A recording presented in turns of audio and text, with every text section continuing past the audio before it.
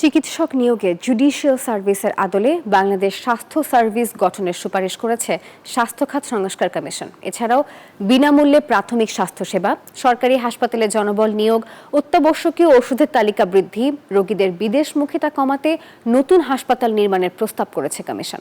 সোমবার প্রধান উপদেষ্টার হাতে তুলে দেয়া স্বাস্থ্য খাত সংস্কার কমিশনের প্রতিবেদনে এসব সুপারিশই উঠে এসেছে। গ্রহণের পর রাষ্ট্র সংস্কারে যে 11 কমিশন গঠন করে অন্তর্বর্তী সরকার, তার মধ্যে অন্যতম ছিল স্বাস্থ্য খাত সংস্কার কমিশন। জাতীয় অধ্যাপক ডাক্তার একে আজাদ খানের নেতৃত্বে এই কমিশনের সদস্যরা সোমবার রাষ্ট্রীয় অতিথি ভবন যমুনায় তাদের প্রতিবেদন হস্তান্তর করেন অন্তর্বর্তী সরকারের প্রধান উপদেষ্টা অধ্যাপক মোহাম্মদ ইউনূসের হাতে। সংবাদ সম্মেলনে কমিশন জানায়, স্বতন্ত্র স্বাস্থ্য সার্ভিস গঠনের পাশাপাশি স্বাস্থ্য শিক্ষা ও সেবা বিভাগকে পৃথক করার সুপারিশ করেছে কমিশন।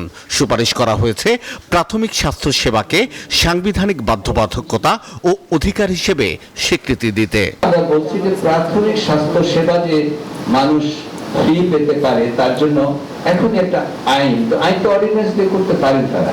যে আইনগুলোর কথা আমরা বলেছি সেটার মধ্যে জরুরি হয়ে করতে পারে স্বাস্থ্য কমিশন আইন। আমরা একটা স্বাস্থ্য কমিশন করার কথা বলেছি, হেলথ সার্ভিস আইন কথা বলছি, সমস্ত হেলথ কেয়ার বর্তমানে যে হেলথ কেয়ারগুলো আছে এগুলোর ব্যাপারে কথা বলেছি। আমরা স্বাস্থ্য সুরক্ষা আইন নিয়ে কথা বলেছি, ওষুধের মূল্য নির্ধারণ এবং প্রবেশাধিকারের জন্য কথা বলেছি, অ্যালাইড হেলথ প্রফেশনাল কাউন্সিল এবং বাংলাদেশ মেডিকেল রিসার্চ কাউন্সিল আইনের কথা বলেছি। আমরা স্বাস্থ্য সেবা নিশ্চিত করতে প্রয়োজনীয় জনবল নিয়োগ করার সুপারিশ করেছে কমিশন। একই সঙ্গে কর্মস্থলে তাদের উপস্থিতি নিশ্চিত করার পাশাপাশি স্বাস্থ্য সুরক্ষায় আইন প্রণয়ন এবং গ্রাম পর্যায় পর্যন্ত প্রতিষ্ঠিত কমিউনিটি ক্লিনিকগুলো সচল করার সুপারিশও উঠে আসে প্রতিবেদনে।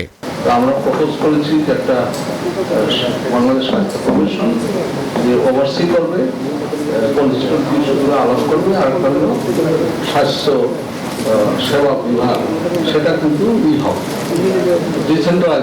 বেসরকারি হাসপাতাল ও ডায়াগনস্টিক সেন্টারের সেবার মূল্য নির্ধারণ, মান নিয়ন্ত্রণ এবং তাদের তদারকির সুপারিশও করা হয়েছে সংস্কার কমিশনের প্রতিবেদনে।